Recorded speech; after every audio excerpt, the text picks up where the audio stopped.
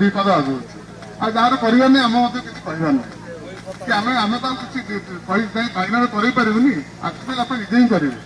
आजिका दिन में जीक समस्या आसी मुझे पाइखाना कर सारा पर समस्या आसी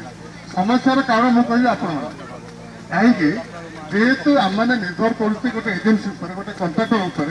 सी जो कमटा कर लाभ रखुच्छी लाभ रखा कौन हो कमटा खई कम खई सारा आप व्यवहार उपयोगी हो पारे आप व्यवहार करूना व्यवहार कमिवार प्रमुख कारण हूँ आम मैंने निजे पाइखाना करूना आम मैंने अन्य पर निर्भर करूँ तो तार गोटे मुख्य कारण रही यापर मुझे आसवि स्वच्छ भारत मिशन ग्रामीण योजना कौन ये योजना कौन करुच्ची आगुरी आडभांस सिस्टम थी आडभांस सिस्टम ना प्रत्येक गाँव में आप पाइखाना करेंगे जो मैंने इंटरेस्टेड अच्छा आम कहे आमने गोटे कोर टीम कर जिले में 4-5टी टीम करूँ से टीम आपण भितर जो आम फोन आसो आम जनइबे पोस्टर आप लगी देखिए आप मोबाइल लगी तो जो आप आसवे आम सागे सागे पास जीव गाँव में मीटिंग करूँ